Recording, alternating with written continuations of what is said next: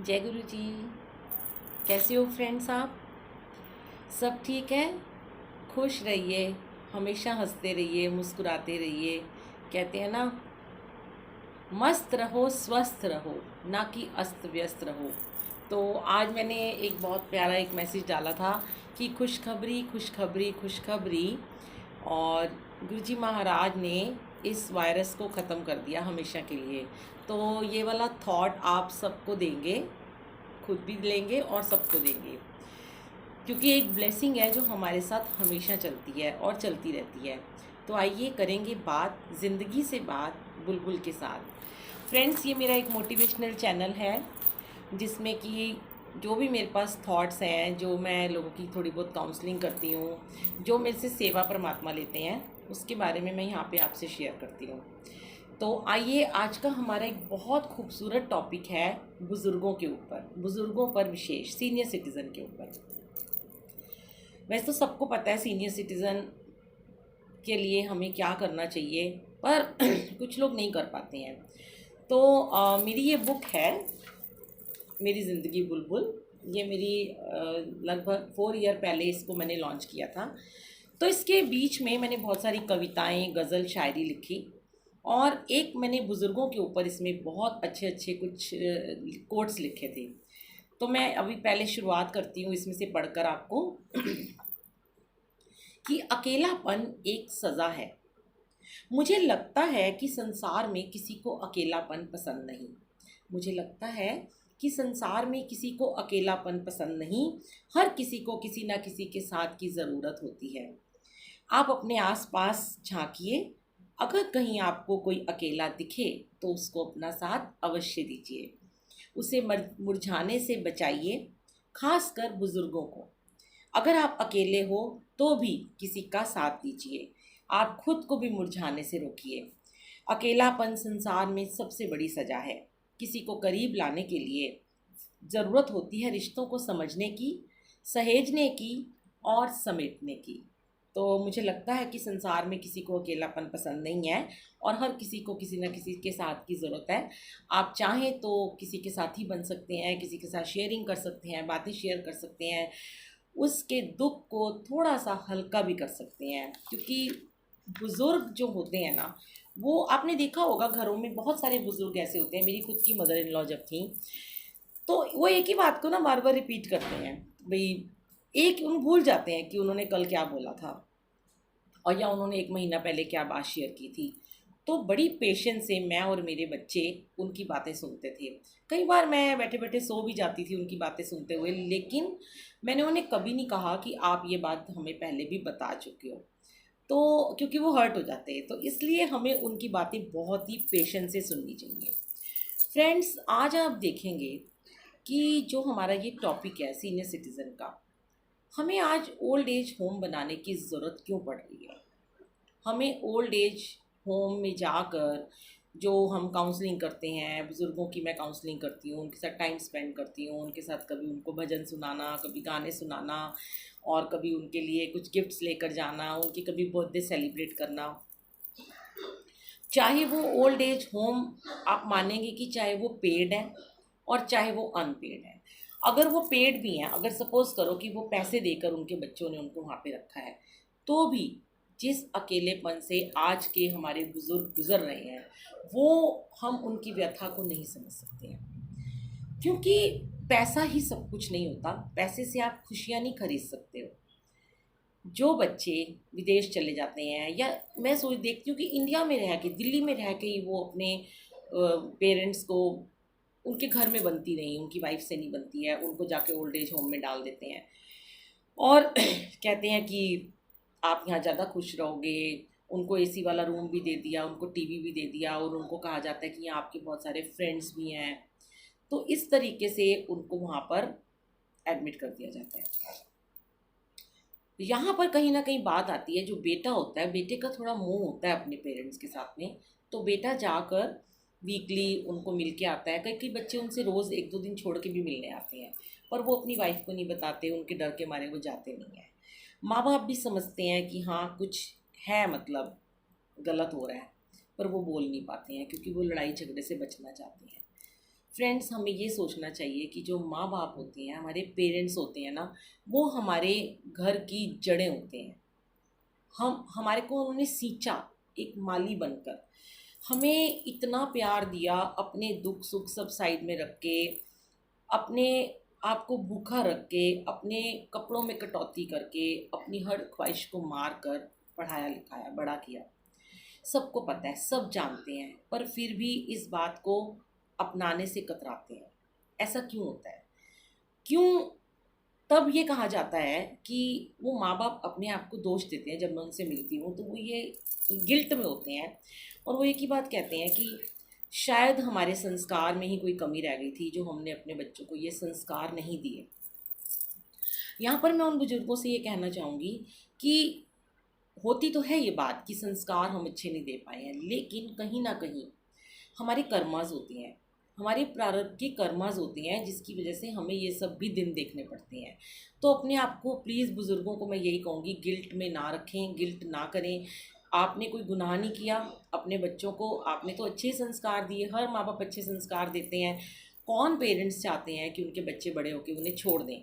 लेकिन कहीं ना कहीं ये जो आधुनिक युग है, दुनिया भाग रही है, पैसे के पीछे भाग रहे हैं लोग, इमोशंस को नहीं समझते हैं, लड़कियां ज़्यादा पढ़ लिख गई हैं और जैसे बहू वो लाना चाहते हैं, उनकी पसंद की नहीं है वो बहू।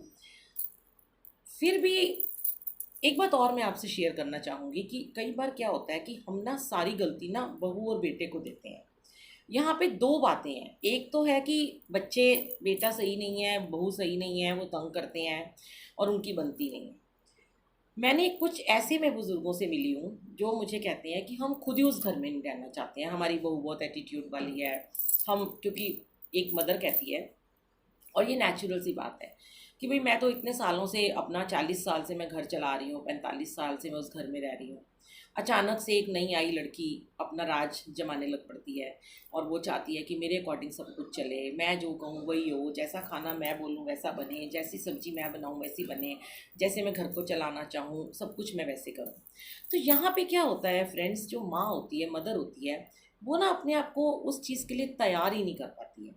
उसको ये लगता है कि भाई मैं, मेरे हाथ से मेरा पूरा राजपाट छिन रहा है, मेरे को मतलब वो समझ नहीं पाती है। क्योंकि यहाँ बात आ जाती है कि उस टाइम की जो पुराने ज़माने की लेडीज़ थी वो कम पढ़ी लिखी होती थी, वो अपनी घर गृहस्थी में चूल्हा चौके में रहती थी। जो आजकल जो मदर इन लॉ है वो बहुत एजुकेटेड हैं, पढ़ी लिखी हैं, और देखा जाए तो जो रेशियो है ना वो दोनों का बराबर ही है, कम ज़्यादा आंकड़े नहीं हम कर सकते। कुछ जो मदर्स हैं वो बहुत पढ़ी लिखी हैं, एडजस्टमेंट करना जानती हैं। आई हुई एक लड़की जो पराए घर से आती है उसके साथ एडजस्ट भी करती हैं, उसकी ख्वाहिशों का ध्यान रखती हैं, उसको ज़्यादा टोका टाकी नहीं करती हैं, क्योंकि उन्हें कहीं ना कहीं ये डर रहता है कि उनका एक ही बेटा है, वो उन्हें छोड़ के चला जाएगा या उन्हें कहीं भेज देगा, या वो डर के कारण ऐसा करती हैं, या नेचुरल कुछ ऐसा होता है कि उन्हें सच में ही बहुत प्यार होता है, वो बहुत समझदार होती हैं, वो दुनिया में अपनी हंसी जग हंसाई नहीं करना चाहती हैं। तो वो फिर क्या करती हैं कि वो एक्सेप्ट कर लेती हैं, वो जैसी भी है लड़की, कोशिश करती हैं उसको अपने अकॉर्डिंग बनाने का। लेकिन जब वो लड़की नहीं बन पाती है तो वो छोड़ देती हैं उसको, फिर वो खुश रहती हैं। तो मैं ऐसे अलग अलग लोगों से मिली, तो मैंने उनको एक ही बात कही कि भाई खुश रहना तो हमारे हाथ में है। अब हम कहें कि अ, हम तो बच्चों को यही कहते हैं कि देखो बेटा, वो बड़े लोग हैं ना, वो अपने आप को नहीं बदल सकते हैं, क्योंकि उन्होंने सारी ज़िंदगी बिता दी है। आप अपने आप को चेंज करो। हमारे ज़माने में मेरे हस्बैंड और हमारे घर के लोग यही कहते थे कि तुम अपने आप को चेंज करो, तो हम लोग मान जाते थे। पर आज की डेट में बच्चे ऐसे नहीं हैं। पहली बात तो उनके अंदर पेशेंस ही नहीं है, दूसरी बात उनके अंदर एडजस्टमेंट वाली हमने भावनाएं नहीं डाली है। तो वो ये सोचते हैं कि नहीं, ये सब गलत है, हम इतना पढ़ लिख के हमने क्या किया, हम क्या घर बैठे हैं, ऐसे बैठ जाएं, चूल्हा चौके में बैठ जाएं, इनकी बातें माने। नो, हमें अपनी मर्जी की ज़िंदगी जीनी है, हमें वीकेंड पे घूमने भी जाना है, हमें बाहर खाना भी खाना है। तो मैं यही कहना चाहूँगी बुज़ुर्गों को कि थोड़ा सा वो समझें। अगर उनके बच्चे बाहर जाना चाहते हैं, वो कहते हैं कि हाँ हमें आज बाहर खाना खाना है, अगर आप सक्षम हैं तो आप उन्हें बोलो कि ठीक है बेटा आप जाओ, वीक में एक दो बार आप जाना चाहते हो चले जाओ, हम खुद खाना बना लेंगे। डिपेंडेंट मत होइए। हमारी प्रॉब्लम कहाँ से शुरू होती है फ्रेंड्स, जब हम बहुत ज़्यादा डिपेंडेंट हो जाते हैं। यहाँ पे एक बात है कि जैसे कि बेटा है, सपोज़ करो मेरा एक ही बेटा है और मेरी दोनों बेटियों की शादी हो गई है। मैं एक अपना उदाहरण देती हूँ। अब मेरा बेटा देर से सो के उठता है और अपना कमरा ऐसे ही छोड़ के चला जाता है, क्योंकि वो लड़का है। और डॉटर हमारी खूब पढ़ने लिखने में थी, जॉब करती थी, तो हमारे घर में शुरू से सर्वेंट थे, हमने उनको आदत थोड़ी कम डाली थी, तो वो भी थोड़ा बहुत समेट के चली जाती थी, थोड़ा बहुत वो काम कर लेती थी। पर किस्मत अच्छी थी कि उन्हें घर ऐसे मिले कि जो उन्हें बहुत समझने वाले मिले, और उन्होंने अपने आप को चेंज भी कर लिया। क्योंकि जो मेरी बेटी यूएस में है वो अब सारा काम खुद करती है, और जो मेरी छोटी बेटी है वो डिज़ाइनर है, उसकी मदर इन लॉ बहुत अच्छी हैं, उसको बहुत सपोर्ट करती हैं। मैंने कहा ना, ये कर्मास होती हैं, हमारी कर्मास होती हैं जो हमें आगे तक कहाँ लेके जाती हैं। तो मैं अगर ये सोचूं कि मेरा बेटा जैसे वो रहता है, कल को मैं उसकी शादी करूंगी, जो एक लड़की आएगी हमारे घर में, तो अगर वो देर से सो के उठेगी या वो देखा देखी वो अपनी बेडशीट ठीक नहीं करेगी, अपने रूम को ठीक नहीं करेगी, तो क्या मैं उसके ऊपर पहले दिन से ही बरसना शुरू कर दूंगी? क्यों? क्योंकि वो पराए घर से आई है। क्योंकि मेरी मानसिक सोच ये है कि नहीं, वो लड़की है, उसको ही सब कुछ ठीक करना है, उसको ये सब करना पड़ेगा। वाई? क्यों? आप अपने बेटे को भी तो समझा सकते हैं। अब अपने बेटे को पहले ही ऐसी आदत डालिए कि वो अपने कमरे को व्यवस्थित करके रखे, अपने रूम को साफ सुथरा रखे। तो जब वो लड़की आपके घर में आएगी, वो वैसे ही बिहेव करेगी जैसा उसका हस्बैंड कर रहा है। क्योंकि जो एक लड़की होती है ना फ्रेंड्स, वो एक कच्ची मिट्टी की तरह होती है, जो आपके घर में नई नई आती है। जैसा आप उसको बनाओगे वैसी बन जाएगी। फिर भी अगर कुछ बच्चे बहुत ज़िद्दी टाइप के होते हैं, तो आप उनको अपने प्यार से, अपनी मोहब्बत से, थोड़ा सा पेशेंस रख के अपना बना सकते हैं। या मैं ये नहीं कहूँगी कि बुज़ुर्गों को सारी पेशेंस रखनी है, बच्चों को भी रखनी है। क्योंकि देखिए, एडजस्टमेंट जो है वो यंगस्टर को करनी है, और जो पेशेंस है वो सीनियर सिटीज़न को करनी है। तो हम अपने आप को ऐसा क्यों बनाएं कि हमें कोई ओल्ड एज होम में छोड़ा है, या हमें निगलेक्ट करे, या हमें पूछे नहीं, हम अपने कमरे में बैठे हुए हैं, खांस रहे हैं, दवाई नहीं है, ये नहीं है, वो नहीं है, खाना नहीं है। अगर मैं तो ये मानती हूँ कि अगर मेरे हाथ पैर सलामत हैं, जैसे मैं आज सब कुछ करती आई हूँ, मैं उसके लिए भी कर लूँगी।